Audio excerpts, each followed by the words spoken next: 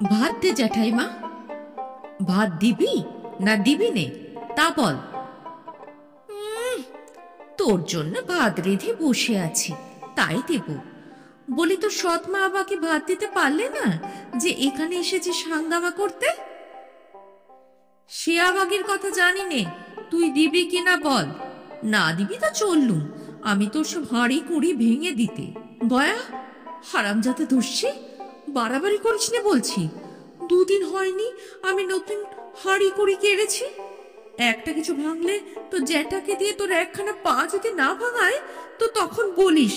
হ্যাঁ আচ্ছা, ভাত দিস না দিবি আমি চাইনি। নদীর ধারে বটতলায় বামুনদের মেয়েরা সব ধামা ধামা চিঁড়ে মুড়ি নিয়ে পুজো করছে, যে চাইছে দিচ্ছে, দেখে এলুম। আমি চললুম তেনাদের কাছে। তাই জানা কেমন খেতে পাস দেখি। আজ ষষ্ঠীর দিনে পরের ঘরে চেয়ে খেলে তোর কি দুর্গতি করি তা দেখিস হতভাগা।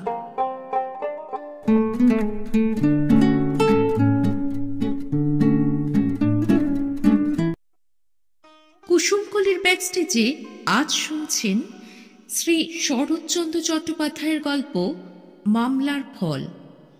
গল্প পাঠে আমি সহেলি। গল্পটি শুনে কেমন লাগলো লিখে জানাতে ভুলবেন না। আজকের গল্প শ্রী শরৎচন্দ্র চট্টোপাধ্যায়ের মামলার ফল। বুড়া বৃন্দাবন সামন্তর মৃত্যুর পরে তাহার দুই ছেলে শিবু ও শম্ভু সামন্ত প্রত্যহ ঝগড়া লড়াই করিয়া মাস ছয়েক একান্নে এক বাটিতে কাটাইল। তাহার পরে একদিন পৃথক হইয়া গেল। গ্রামের জমিদার চৌধুরী মশাই নিজে আসিয়া তাহাদের চাষবাস জমিজমা পুকুর বাগান সমস্ত ভাগ করিয়া দিলেন। ছোট ভাই সুমুখের পুকুরের ওধারে খান্দুর মাটির ঘর তুলিয়া ছোট বউ এবং ছেলেপুলে লইয়া বাস্তু ছাড়িয়া উঠিয়া গেল। সমস্ত ভাগ হইয়াছিল, শুধু একটা ছোট বাঁশ ঝাড় ভাগ হইতে পাইল না। কারণ শিবু আপত্তি করিয়া কহিল, চৌধুরী মশাই, বাঁশ ঝাড়টা আমার নিতান্তই চাই। ঘর তোর সব পুরনো হয়েছে, চালের বাতা পাকারি বদলাতে খোঁটাখুটি দিতে বাঁশ আমার নিত্য প্রয়োজন। গায়ে কার কাছে চাইতে যাব বলুন।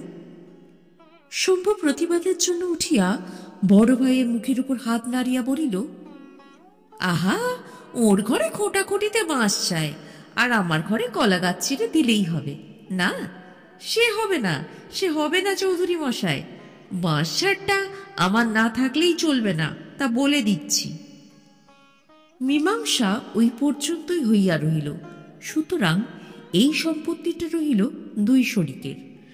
তাহার ফল হল এই যে, শম্ভু একটা কঞ্চিতে হাত দিতে আসিল, শিবু দা লইয়া দাঁড়িয়ে আসে, এবং শিবু স্ত্রী বাঁশঝাড়ের তলা দিয়ে হাঁটিলেও শম্ভু লাঠি লইয়া মারিতে দৌড়ায়। সেদিন সকালে এই বাঁশঝাড় উপলক্ষ করিয়াই উভয় পরিবারের তুমুল দাঙ্গা হইয়া গেল। ষষ্ঠী পূজা কিংবা এমন কি একটা দৈব কার্যে বড় বউ গঙ্গামণির কিছু বাঁশ পাতার আবশ্যক ছিল। পল্লীগ্রামে এই বস্তুটি দুর্লভ নয়, অনায়াসে অন্যত্র সংগ্রহ হইতে পারিত, কিন্তু নিজের থাকিতে পরের কাছে হাত পাতিতে তাহার সরম বোধ হইল। বিশেষত তাহার মনে ভরসা ছিল দেবর এতক্ষণে নিশ্চয় মাঠে গিয়াছে, ছোট বউ একা আর করিবে কি। কিন্তু কি কারণে শম্ভুর সেদিন মাঠের বাহির হইতে বিলম্ব হইয়াছিল, সে সবে মাত্র পান্তা ভাত শেষ করিয়া হাত ধুইবার উদ্যোগ করিতেছিল। এমনই সময় ছোট বউ পুকুর খাট হইতে উঠে পড়ি করিয়া ছুটিয়া আসিয়া স্বামীকে সংবাদ দিল, শম্ভুর কোথায় রহিল জলের ঘটি, কোথায় রহিল হাত মুখ ধোয়া। সে রইরাই শব্দে সমস্ত পাড়াটা তোলপাড় করিয়া তিন লাফিয়া আসিয়া এঁটো হাতে পাতা কয়টি কাড়িয়া লইয়া টান মারিয়া ফেলিয়া দিল, এবং সঙ্গে সঙ্গে বড় বাজের প্রতি যে সকল বাক্য প্রয়োগ করিল সে সকল সে আর যেখানে শিখিয়া থাকুক, রামায়ণের লক্ষণ চরিত্র হইতে যে শিক্ষা করে নাই তাহা নিঃসংশয়ে বলা যায়। এদিকে বড় বউ কাঁদিতে কাঁদিতে বাড়ি গিয়া মাঠে স্বামীর নিকট খবর পাঠাইয়া দিল। শিবু লাঙল ফেলিয়া কাস্তে হাতে করিয়া ছুটিয়া আসিল, এবং বাঁশঝাড়ের অদূরে দাঁড়াইয়া অনুপস্থিত কনিষ্ঠের উদ্দেশ্যে অস্ত্র ঘুরাইয়া চিৎকার করিয়া এমন কাণ্ড বাঁধাইল যে ভিড় জমিয়া গেল। তাহাতেও যখন ক্ষোভ মিটিল না, তখন সে জমিদার বাড়িতে নালিশ করিতে গেল এবং এই বলিয়া শাসাইয়া গেল যে চৌধুরী মশাই এর বিচার করেন ভালোই, না হইলে সে সদরে গিয়া 1 নম্বর রুজু করিবে, তবে তাহার নাম শিবু সামন্ত। ওদিকে শম্ভু বাঁশপাতা কাঁড়ার কর্তব্যটা শেষ করিয়ায় মনের সুখে হাল গরু লইয়া মাঠে চলিয়া গিয়াছিল। স্ত্রীর নিষেধ শুনে নাই, বাড়িতে ছোট বউ একা। ইতিমধ্যে ভাসুর আসিয়া চিৎকারে পাড়া জড়ো করিয়া বীর তর্পে একতরফা জয়ী হইয়া চলিয়া গেলেন। ভাদ্রবধূ হইয়া সে সমস্ত কানে শুনিয়াও একটা কথারও জবাব দিতে পারিল না। ইহাতে তার মনস্তাপ ও স্বামীর বিরুদ্ধে অভিমানে অবধি রহিল না। সে রান্নাঘরের দিকেও গেল না, বিরস মুখে দাওয়ার উপর পা ছড়াইয়া বসিয়া রহিল। শিবুর বাড়িতেও সেই দশা। বড় বউ প্রতিজ্ঞা করিয়া স্বামীর পথ চাহিয়া বসিয়া আছে। হয় সে ইহার একটি বিহিত করুক, নয় সে জলটুকু পর্যন্ত মুখে না দিয়া বাপের বাড়ি চলিয়া যাইবে। 2টা বাঁশপাতার জন্য দেওরের হাতে এত লাঞ্ছনা। বেলা 1.5 প্রহর হইয়া গেল, তখনও শিবুর দেখা নাই। বড় বউ ছটফট করিতে লাগিল, কি জানি চৌধুরী মশাইয়ের বাটি হইতেই বা তিনি নম্বর রুজু করিতে সোজা সদরে চলিয়া গেলেন। এমন সময় বাহিরের দরজায় ঝড়াত করিয়া সজোরে ধাক্কা দিয়া শম্ভুর বড় ছেলে গয়ারাম প্রবেশ করিল। বয়স তাহার 16-17 কিংবা এমনই একটা কিছু, কিন্তু এই বয়সে ক্রোধ এবং ভাষাটা তাহার বাপকেও ডিঙাইয়া গিয়াছিল। সে গ্রামের মাইনর স্কুলে পড়ে, আজকাল মর্নিং স্কুল। বেলা 10:30টায় স্কুলের ছুটি হইয়াছে। গয়ারামের যখন 1 বৎসর বয়স, তখন জননীর মৃত্যু হয়। তাহার পিতা শম্ভু পুনরায় বিবাহ করিয়া নূতন বধূ ঘরে আনিল বটে, কিন্তু এই মা মরা ছেলেটিকে মানুষ করিবার দায় জ্যাঠাইমার উপরেই পড়িল এবং এতকাল 2 ভাই পৃথক না হওয়া পর্যন্ত এবার তিনিই বহন করিয়া আসিতেছিলেন।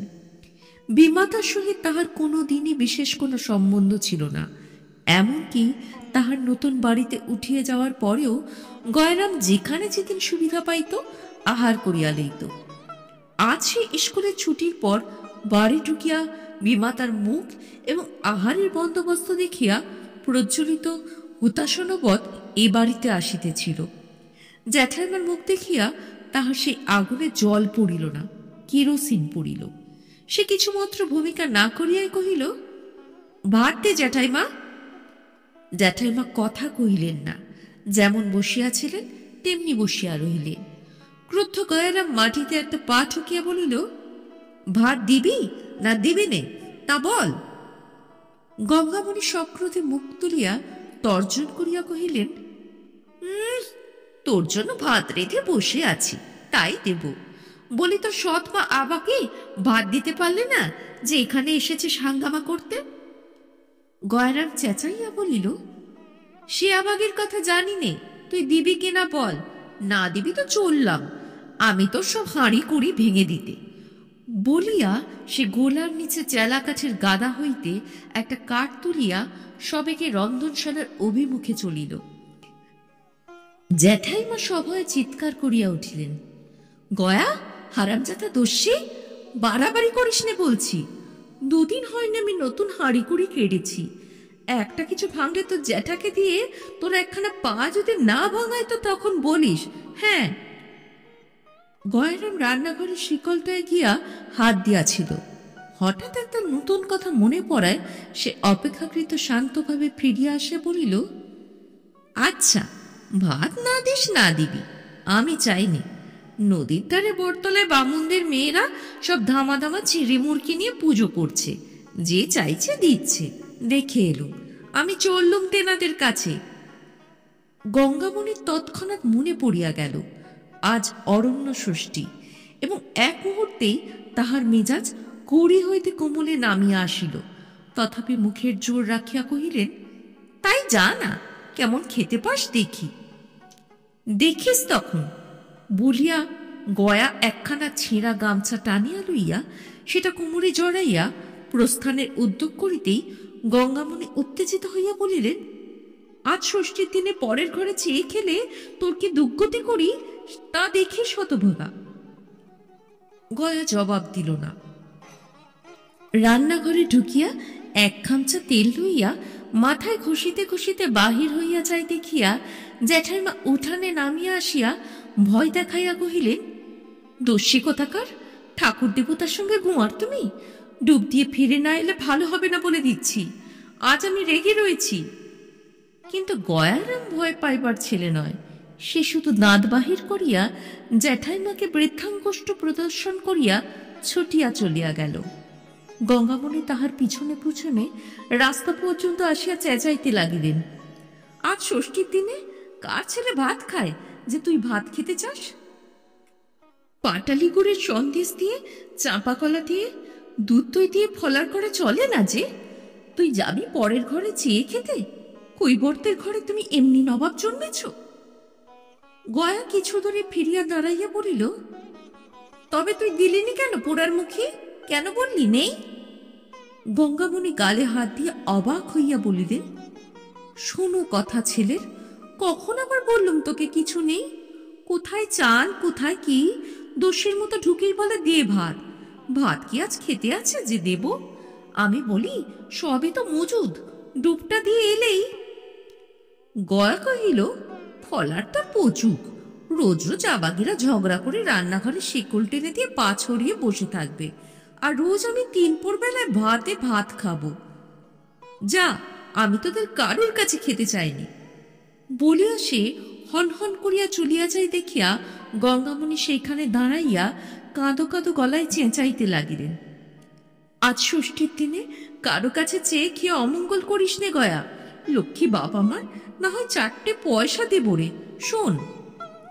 গয়রাম ভ্রুক্ষেপ করিল না, দ্রুত বেগে প্রস্থান করিল।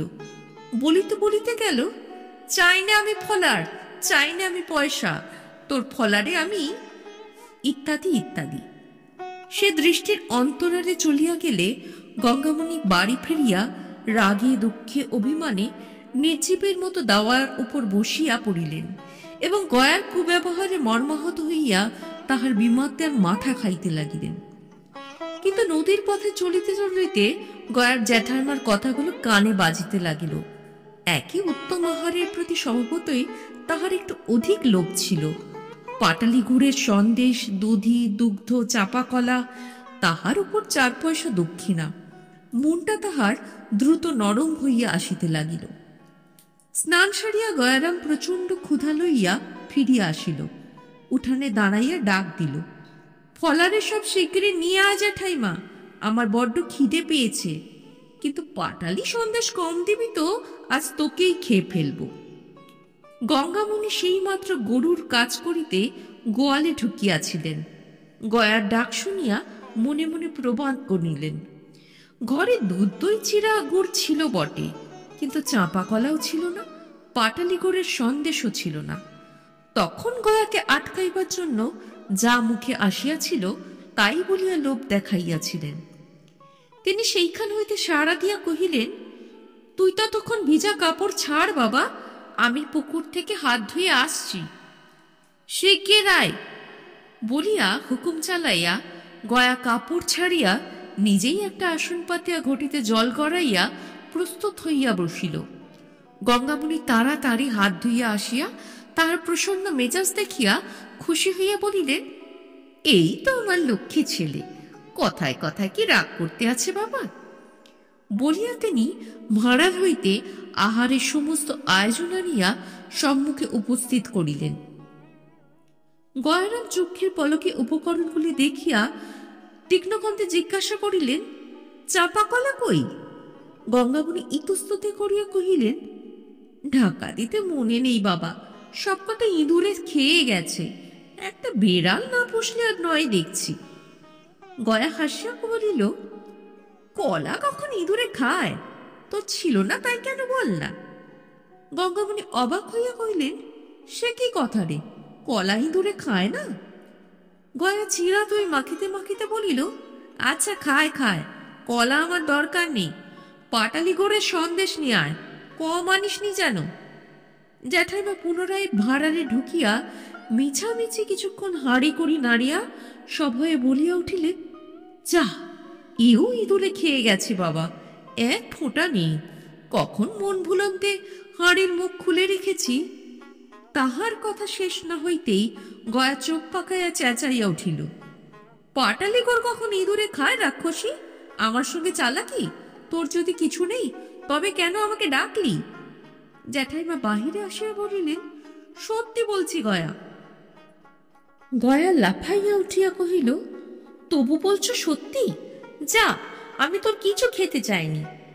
বলিয়া সে পা দিয়া টান মারিয়া সমস্ত আয়োজন উঠানে ছড়াইয়া ফেলিয়া দিয়া বলিল, আচ্ছা, আমি দেখাচ্ছি মজা। বলিয়া সেই চেলা কাঠটা হাতে তুলিয়া ভাঁড়ারের দিকে ছুটিল। গঙ্গামণি হা হা করিয়া ছুটিয়া গিয়া পড়িলেন, কিন্তু চক্ষের নিমিষে ক্রুদ্ধ গয়ারাম হাঁড়ি কুড়িয়ে ভাঙিয়া জিনিসপত্র ছড়াইয়া একাকার করিয়া দিল। বাধা দিতে গিয়া তিনি হাতের উপর সামান্য একটু আঘাত পাইলেন। ঠিক এমনই সময়ে শিবু জমিদার বাটি হইতে ফিরিয়া আসিল। হাঙ্গামা শুনিয়া চিৎকার শব্দের কারণ জিজ্ঞাসা করিতেই গঙ্গামণির স্বামীর সাড়া পাইয়া কাঁদিয়া উঠিলেন এবং গয়ারামের হাতের কাঠটা ফেলিয়া দিয়া ঊর্ধ্বশ্বাসে দৌড় মারিল। শিবু ক্রুদ্ধস্বরে প্রশ্ন করিল, ব্যাপার কি? গঙ্গামণি কাঁদিয়া কহিল, গয়া আমার সর্বস্ব ভেঙে দিয়ে হাতে আমার একঘা বসিয়ে দিয়ে পালিয়েছে, এই দেখো ফুলে উঠেছে। বলিয়া সে স্বামীকে হাতটা দেখাইল। শিবুর পশ্চাতে তাহার ছোট সম্বন্ধী ছিল, হুঁশিয়ার এবং লেখাপড়া জানে বলিয়া জমিদার বাটিতে যাইবার সময় শিবু তাহাকে ওপাড়া হইতে ডাকিয়া লইয়া গিয়াছিল। সে কহিল, সামন্ত মশাই, এ সমস্ত ওই ছোট সামন্তর কারসাজি, ছেলেকে দিয়ে সেই এ কাজ করিয়েছে। কি বল দিদি, এই নয়? গঙ্গামণির তখন অন্তর জ্বলিতেছিল।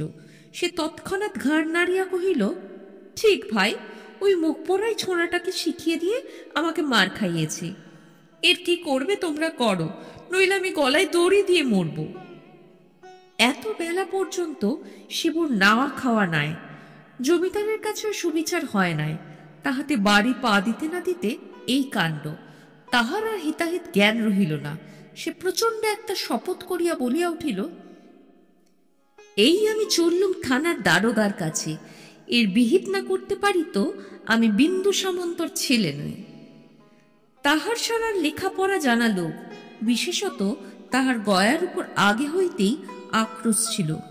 সে কহিল, আইন মতে এর নাম অনধিকার প্রবেশ, লাঠি নিয়ে বাড়ি চড়াও হওয়া, জিনিসপত্র ভাঙা, মেয়ে মানুষের গায়ে হাত তোলা, এর শাস্তি 6 মাস জেল।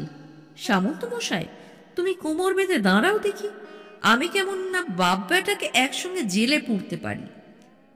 শিবু আর দ্বিরুক্তি করিল না, সম্বন্ধের হাত ধরিয়া থানার দ্বারকার উদ্দেশ্যে প্রস্থান করিল।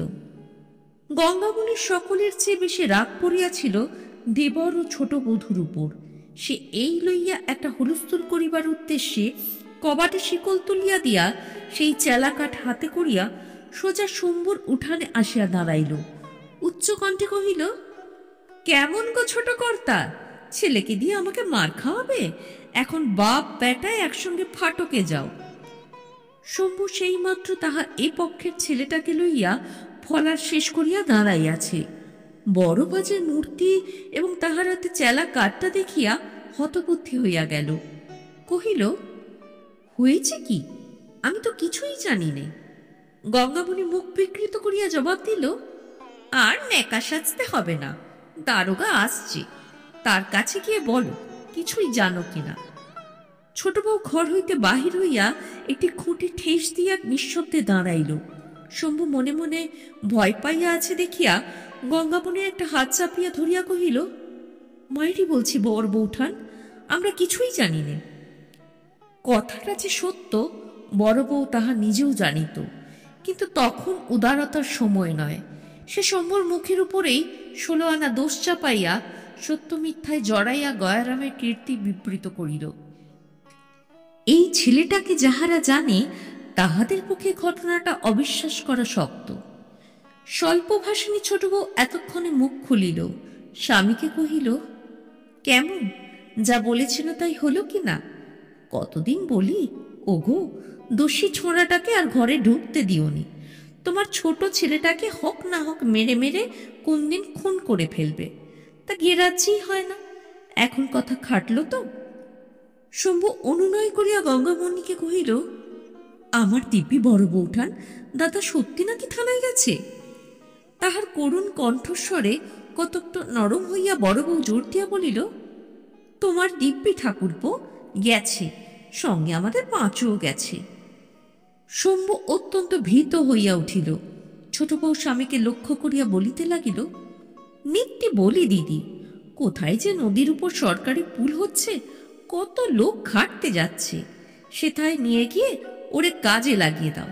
তারা চাবুক মারবে আর কাজ করাবে, পালাবির জোটই নেই, 2 দিনে সোজা হয়ে যাবে। তা না, স্কুলে দিয়েছে পড়ুক, ছেলে যেন উকিল মুক্তার হবে। শম্ভু কাতর হইয়া বলিল, আরে সাধে দিইনি সেখানে, সবাই কি ঘরে ফিরতে পায়? অর্ধেক লোক মাটি চাপা হয়ে কোথায় তলিয়ে যায়, তার তল্লাশি মেলে না। ছোট বউ বলিল, তবে বাপ বেটাতে মিলে ফাটকে খাটকে যাও। বড় বউ চুপ করিয়া রহিল। শম্ভু তাহার হাতটা ধরিয়া বলিল, আমি কালই ছোঁড়াকে নিয়ে গিয়ে পাঁচলার পুলে কাজে লাগিয়ে দেব বৌঠান, দাদাকে ঠান্ডা করো, আর এমন হবে না। তাহার স্ত্রী কহিল, ঝগড়াঝাটি তো শুধু ওই ড্যাকরার জন্যে, তোমাকেও তো কতবার বলেছি দিদি, ওরে ঘর ধরে ঢুকতে দিও না, আশকারা দিও না। আমি বলি নে তাই, নইলে ও মাসে তোমাদের বর্তমান কলার কাঁদিতে রাত্রে কে কেটে দিয়েছিল? সে তো ওই দস্যি, যেমন কুকুর তেমন মুগুর না হলে কি চলে? পুলের কাজে পাঠিয়ে দাও, পাড়া জুড়ুক।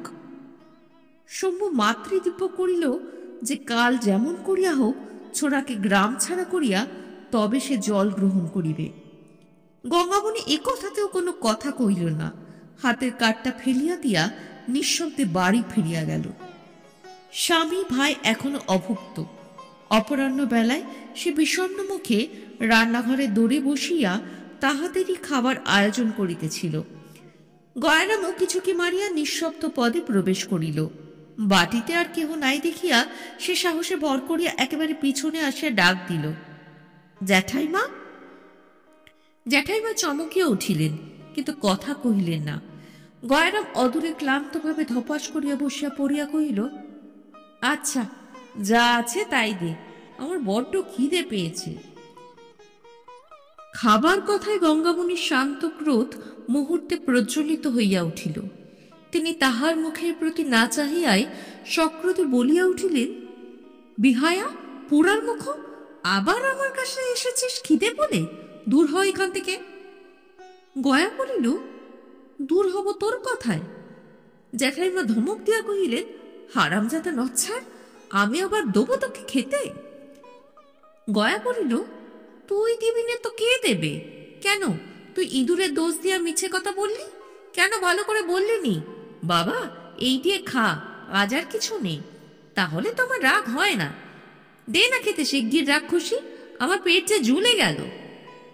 জ্যাঠাইমা ক্ষণকাল মৌন থাকিয়া মনে মনে একটু নরম হইয়া বলিলেন, পেট জ্বলে থাকে তো সৎমার কাছে যা।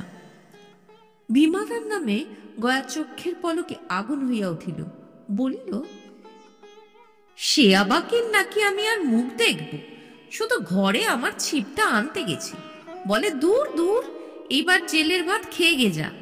আমি বললুম, তোদের ভাত আমি খেতে আসিনি, আমি জ্যাঠাইমার কাছে যাচ্ছি। পোড়ার মুখে কম শয়তান, ওই গিয়ে লাগিয়েছে বলেই তো বাবা তোর হাত থেকে মাছ পাতা কেড়ে নিয়েছে। বলিয়া সে সজোরে মাটিতে একটি পা তুলিয়া কহিল, তুই রাক্ষসে নিজে পাতা আনতে গিয়ে অপমান হলি, কেন আমায় বললিনি? ওই বাঁশঝাড় সমস্ত আমি যদি না আগুন দিয়ে পোড়াই তো আমার নয়, গয়া নয়, তা দেখিস। আবাকে আমাকে বললে কি জানিস জ্যাঠাইমা? বলে তোর জ্যাঠাইমা থানায় খবর পাঠিয়েছে, দারোগা এসে বেঁধে নিয়ে তোকে জেলে দেবে। শুনলি কথা হতবাগের? গঙ্গামণি কহিলেন, তোর জ্যাঠামশাই পাঁচুকে সঙ্গে নিয়ে গেছেই তো থানায়, তুই আমার গায়ে হাত তুলিস, এত বড় তোর আসপদ্দা? পাঁচু মামাকে গয়া একেবারে দেখিতে পারিত না। সে আবার যোগ দিয়েছে শুনিয়া জ্বলিয়া উঠিয়া কহিল, কেন তুই রাগের সময় আমাকে আটকাতে গেলি? গঙ্গামণি বলিলেন, তাই আমাকে মারবি? এখন যা, ফাটকে বাধা থাকবে যা। গয়া বৃদ্ধাঙ্কুষ্ট দেখাইয়া বলিল, ইহ, তুই আমাকে ফাটকে দিবি? দে না, দিয়ে একবার মজা দেখ না। আপনি কেঁদে কেঁদে মরে যাবি, আমার কি হবে? গঙ্গামণি কহিলেন, আমার বয়ে গেছে কাঁদতে। যা, আমার সুমুখ থেকে যা বলছি। সত্তর বালাই কোথাকার। গয়া চেঁচাইয়া কহিল, তুই আগে খেতে দে না, তবে তো যাব। কখন সাত সকালে দুটি মুড়ি খেয়েছি বলতো, খিদে পায় না আমার। গঙ্গামণি কি একটা বলিতে যাইতেছিলেন, এমন সময় শিবু পাঁচুকে লইয়া থানা হইতে ফিরিয়া আসিল এবং গয়ার প্রতি চোখ পড়িবা মাত্রই বারুদের মতো জ্বলিয়া উঠিয়া চিৎকার করিল, হারামজাদা পাঁচি আবার আমার বাড়িতে ঢুকেছে! বেরো, বেরো বলছি! পাঁচু, ধর তো শুয়োরকে! বিদ্যুৎ বেগে গয়ারাম দরজা দিয়া দৌড় মারিল। চেঁচাইয়া বলিয়া গেল, পেঁচোশালার একটা ঠ্যাং না ভেঙে দিই তো আমার নামই গয়ারাম নয়। চক্ষের পলকে এই কাণ্ড ঘটিয়া গেল। গঙ্গামণি একটা কথা কহিবারও অবকাশ পাইল না। ক্রুদ্ধ শিব স্ত্রীকে বলিল, তোর আশকারা পেয়েই তো এমন হচ্ছে। আর যদি কখনো হারামজাদাকে বাড়ি ঢুকতে দিস তো তোর অতি বড় দিব্য রইল। পাঁচু বলিল, দিদি, তোমাদের কি, আমারই সর্বনাশ। কখন রাত ভিতে লুকিয়ে আমার ঠ্যাঙেই ও ঠ্যাঙা মারবে দেখছি। শিবু কহিল, কাল সকালেই যদি না পুলিশ পেয়াদা দিয়ে ওর হাতে দড়ি পড়ায় তো আমার, ইত্যাদি ইত্যাদি। গঙ্গামণি কাঠ হইয়া বসিয়া রহিল। একটা কথাও তাহার মুখ দিয়া বাহির হইল না। ভীতু পাঁচ করি সে রাত্রে আর বাড়ি গেল না, এইখানে শুইয়া রহিল।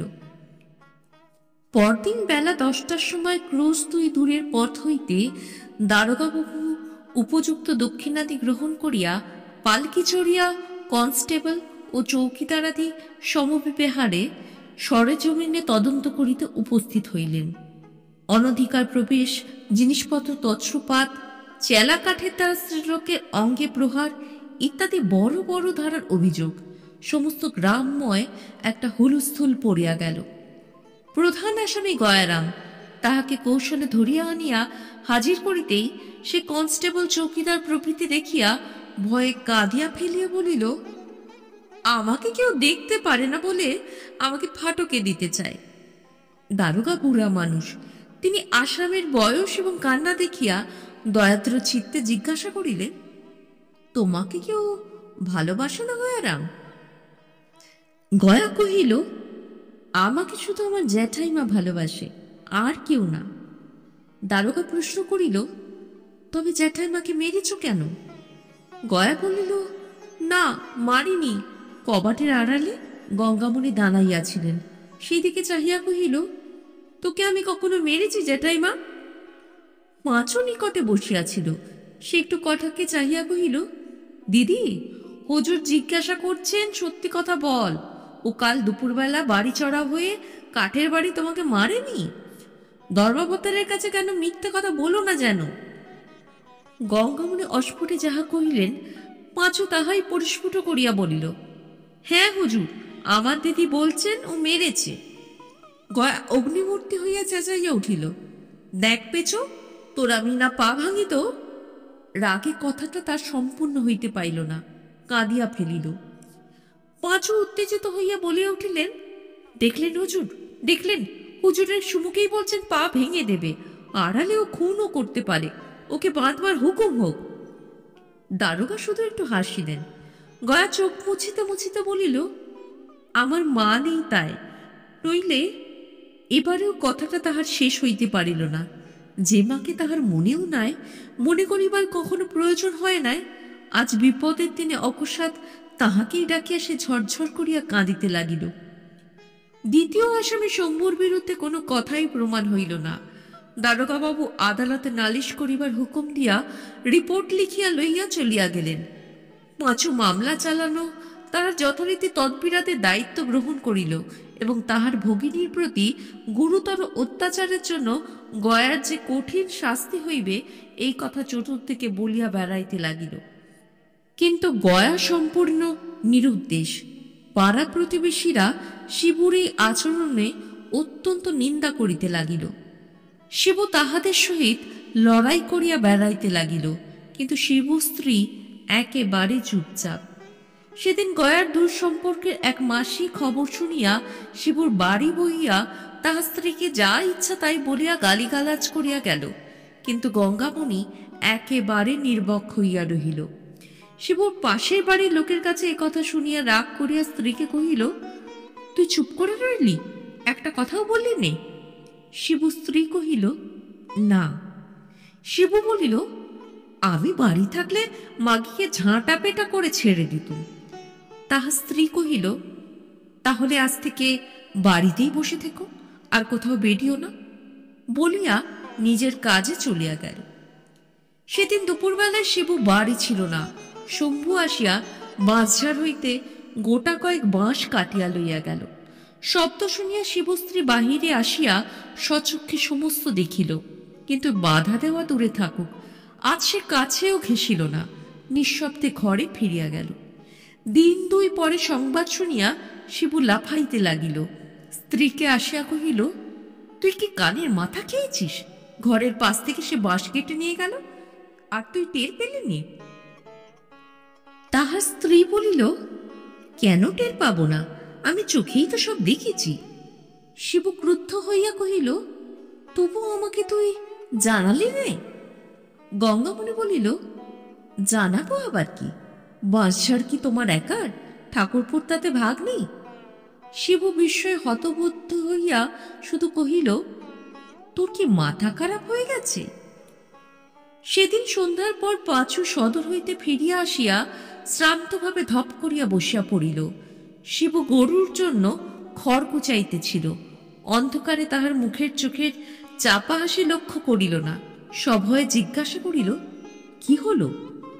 পাঁচু গাম্ভীর্যের সহিত একটু হাস্য করিয়া কহিল, পাঁচু থাকলে যা হয় তাই, ওয়ারিং বের করে তবে আসছি, এখন কোথায় আছে জানতে পারলেই হয়। শিবুর কি এক প্রকার ভয়ানক জিদ চড়িয়া গেল। সে কহিল, যত খরচ হোক ছোঁড়াকে ধরাই চায়, তাকে জেলে পুরে তবে আমার অন্য কাজ। তারপরে উভয়ের নানা পরামর্শ চলিতে লাগিল। কিন্তু রাত্রে 11টা বাজিয়া গেল।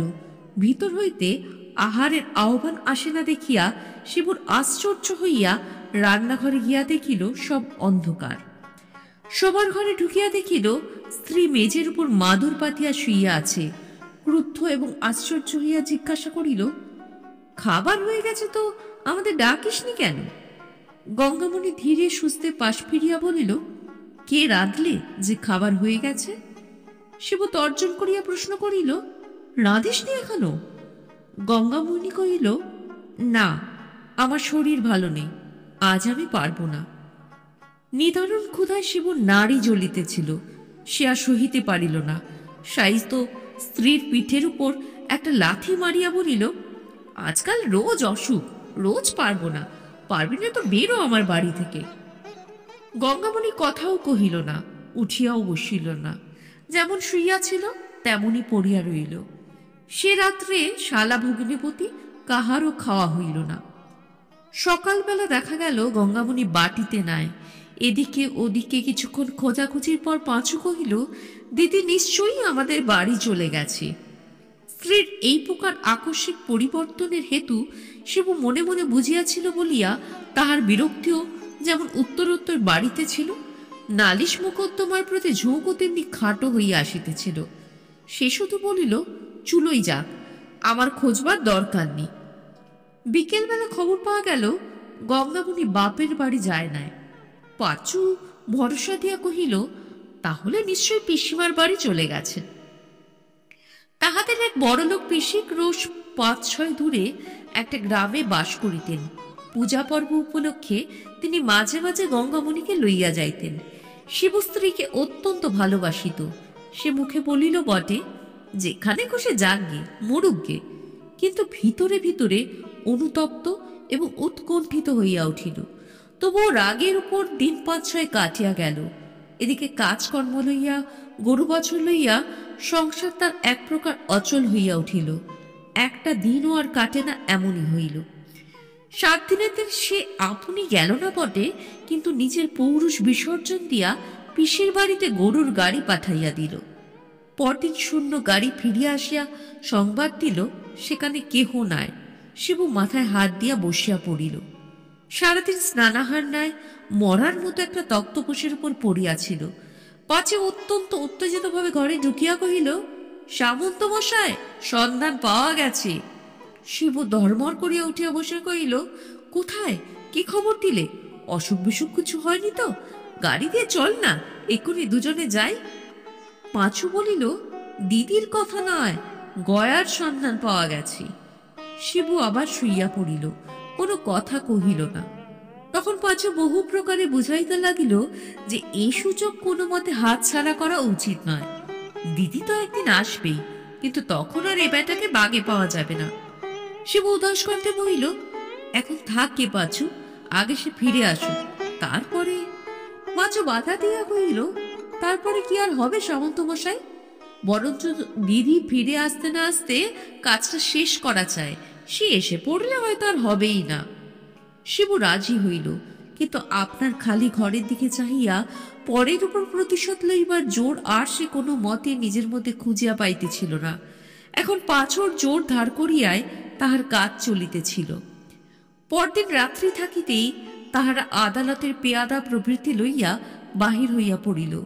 পথে পাঁচু জানাইল বহু দুঃখে খবর পাওয়া গেছে শম্ভু তাহাকে 5 লাখ সরকারি পুলের কাজে নাম ভাড়াইয়া ভর্তি করিয়া দিয়াছে, সেই কারণেই তাহাকে গ্রেপ্তার করিতে হইবে। শিবু বরাবর চুপ করিয়াই ছিল, তখনও চুপ করিয়া রহিল। তাহারা গ্রামে যখন প্রবেশ করিল তখন বেলা দ্বীপ্রহর। গ্রামের এক প্রান্তে প্রকাণ্ড মাঠ, লোকজন লোহালক্কর কলকারখানায় পরিপূর্ণ। সর্বত্রই ছোট ছোট ঘর বাঁধিয়া জন্মজুরেরা বাস করিতেছে। অনেক জিজ্ঞাসাবাদের পর একজন কহিল, যে ছেলেটি সাহেবের বাংলা লেখাপড়ার কাজ করছে সে তো, তার ঘর ওই যে, বলিয়া একখানা ক্ষুদ্র কুটির দেখাইয়া দিলে। তাহারা ঘুড়ি মারিয়া পা টিপিয়া অনেক কষ্টে তাহার পাশে আসিয়া দাঁড়াইল। ভিতরে গয়ালমের গলা শুনিতে পাওয়া গেল। পাঁচু পুলকে উচ্ছ্বসিত হইয়া পেয়াদা এবং শিবুকে লইয়া বীর দর্পে অকস্মাৎ কুটিরের উন্মুক্ত দ্বার রোধ করিয়া দাঁড়াইবা মাত্র তাহার সমস্ত মুখ বিস্ময়ে ক্ষোভে নিরাশায় কালো হইয়া গেল। তাহার দিনে ভাত বাড়িয়া দিয়া একটা হাত পাখা লইয়া বাতাস করিতেছে এবং গয়ারাম ভোজনে বসিয়াছে। শিবুকে দেখিতে পাইয়া গঙ্গামণি মাথায় আঁচলটা তুলিয়া দিয়া শুধু কহিল, তোমরা একটু জিরিয়ে নিয়ে নদী থেকে নিয়ে এসো গে, আমি ততক্ষণ আরেক হাঁড়ি ভাত চড়িয়ে দিই।